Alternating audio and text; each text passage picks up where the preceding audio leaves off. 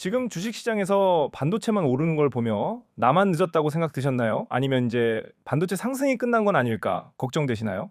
놀랍게도 기관 투자자들은 이미 반도체 다음으로 오를 종목들을 조용히 사고 있습니다.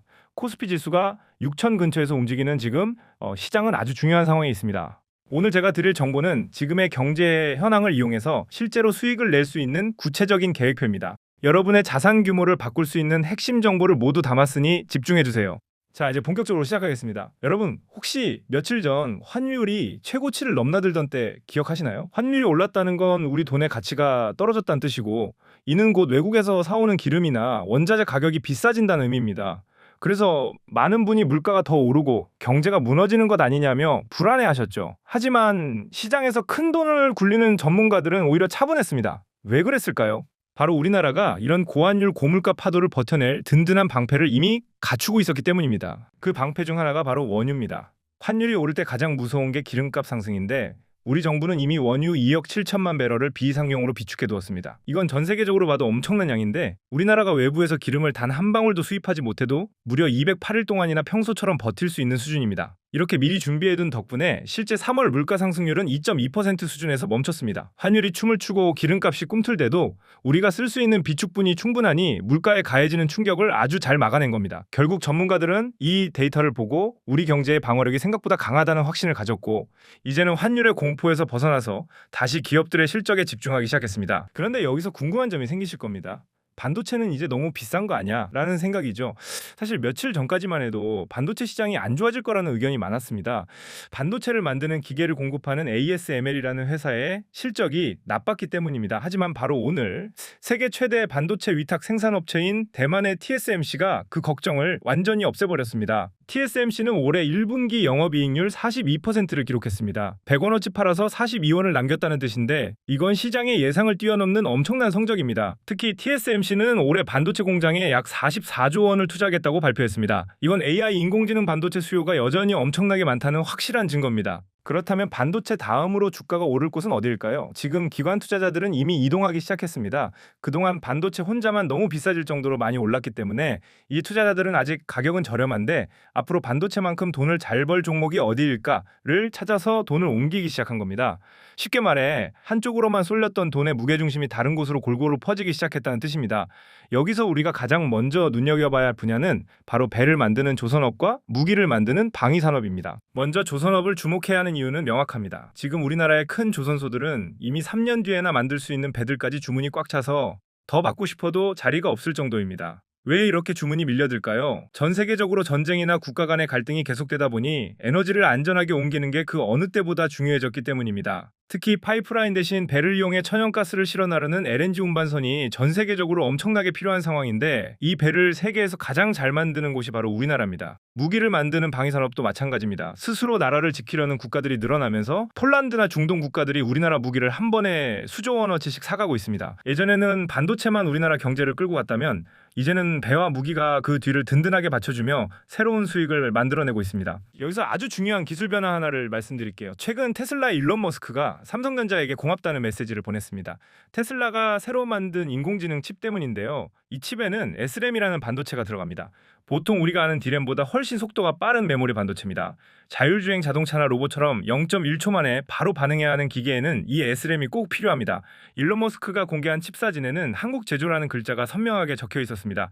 삼성전자의 기술력을 전 세계가 인정한 겁니다. 이건 앞으로의 반도체 시장이 단순히 저장 용량만 키우는 게 아니라 속도 중심으로 바뀐다는 것을 의미합니다. 그런데 여러분, 반도체 공장과 AI 센터가 늘어나면 무조건 생기는 문제가 있습니다. 바로 전기가 부족해진다는 겁니다. 엔비디아의 CEO 젠슨 황도 전기 부족이 AI 산업의 가장 큰 걸림돌이 될 것이라고 경고했습니다. 그래서 지금 기관들이 가장 열심히 사고 있는 게 바로 전력 장비 주식입니다. 우리나라의 전력 설비 수출은 작년보다 30% 이상 늘었습니다. 변압기 같은 기계들의 수명은 보통 30년인데 현재 미국의 변압기 70%가 설치한 지 25년을 넘었습니다. 즉 전 세계가 낡은 전기 시설을 새 것으로 바꿔야 하는 엄청난 시기에 들어온 겁니다. 그렇다면 이 전력 부족 문제를 해결하기 위해 전 세계가 결국 어디를 바라보게 될까요? 맞습니다. 바로 원자력 발전입니다. AI 데이터 센터는 24시간 내내 엄청난 열을 내뿜으며 전기를 먹어치우는데 이 막대한 양의 전기를 끊김없이 공급하면서도 탄소를 배출하지 않는 가장 현실적인 방법이 원자력뿐이기 때문입니다. 실제로 최근 정부가 발표한 전력 계획을 보면 대형 원전 3기를 추가로 더 짓겠다는 구체적인 숫자가 나옵니다. 원전을 한 번 지으면 수십 년 동안 부품을 갈아주고 관리해야 하기 때문에 관련 기업들은 향후 10년 넘게 일감이 끊기지 않는 구조를 갖게 됩니다. 전 세계 원전 시장 규모만 해도 2035년까지 약 600조 원이 넘을 것으로 보이는데 우리나라는 이 거대한 시장에서 공사를 가장 잘하고 운영도 제일 잘하는 국가로 손꼽힙니다. 반도체에서 시작된 돈의 흐름이 전력망을 타고 이제 원자력이라는 거대한 에너지원까지 흘러가고 있는 겁니다. 여기서 우리가 하나 더 놓치지 말아야 할 흐름이 있습니다. 바로 우리나라의 먹거리와 화장품, 즉 K수출의 힘입니다. 갑자기 왜 먹거리냐고 하실 수도 있지만 실제 숫자를 보면 생각이 달라지실 겁니다. 최근 자료를 보면 우리나라 김 수출액이 사상 처음으로 1조 원을 넘겼습니다.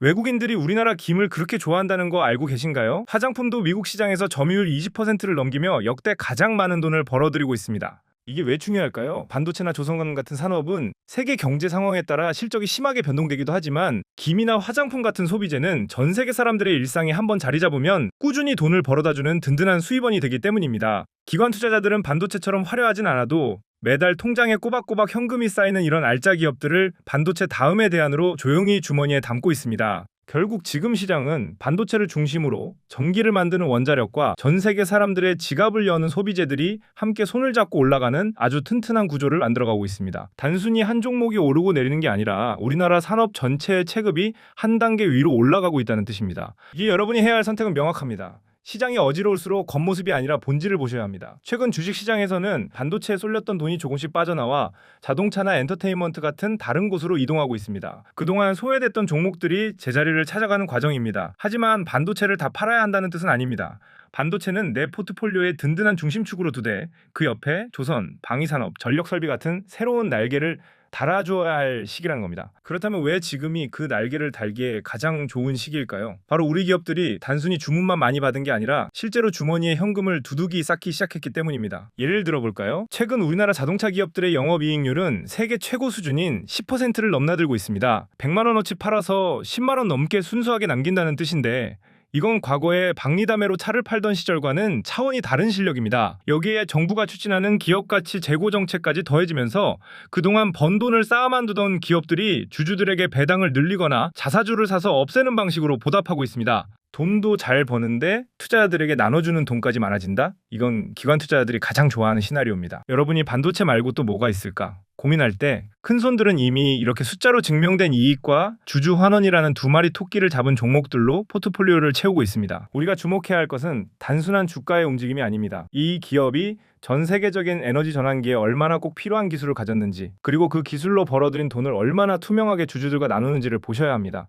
지금은 반도체라는 든든한 엔진에 조선 방산 그리고 이익이 확실한 자동차 같은 바퀴를 갈아 끼우며 장기 레이스를 준비해야 할 때입니다. 이 흐름을 읽는 사람만이 시장의 변동성 속에서도 흔들리지 않고 큰 수익을 가져갈 수 있습니다. 투자는 결국 마음을 다스리는 싸움입니다. 남들이 겁나서 주식을 팔 때 실제 데이터는 우리 경제가 건강하다고 말하고 있습니다. 3월 무역 수지는 약 5조 8천억 원 흑자를 냈고 10개월 연속으로 흑자를 기록 중입니다. 특히 반도체 수출은 작년보다 35%나 늘었습니다. 기업들이 돈을 아주 잘 벌고 있다는 뜻입니다. 이제 이 이익이 반도체를 넘어 다른 산업으로 옮겨가는 그 통로를 누가 먼저 선점하느냐가 이번 투자의 성패를 결정할 것입니다. 마지막으로 앞으로의 전망을 세 가지로 요약해드립니다. 첫째, 금리가 늦게 내려가더라도 기업들이 돈을 잘 벌고 있어서 주가는 힘을 받을 것입니다. 둘째, AI 열풍은 이제 반도체 칩을 넘어 전기와 전력 설비 산업으로 퍼질 것입니다. 셋째, 세계 곳곳의 갈등은 계속되겠지만 이를 잘 관리하는 한국 기업들의 가치는 더 높아질 것입니다. 우리는 일시적인 유행이 아니라 세상이 변하는 흐름에 투자해야 합니다. 오늘 가격이 조금 오르고 내리는 것에 너무 신경 쓰지 마세요. 인공지능으로 진짜 돈을 버는 기업, 전 세계 전기망을 새로 까는 기업, 그리고 나라를 지키고 배를 만드는 기업에 주목하세요. 이처럼 재테크가 필수인 시대에 여러분들을 위해서 준비했습니다. 자본주의에서 생존해야 하는 여러분들이 꼭 아셔야 할 내용을 정리한 전자책과 무료로 준비한 특강이 있으니 아래 고정 링크를 참고해주세요.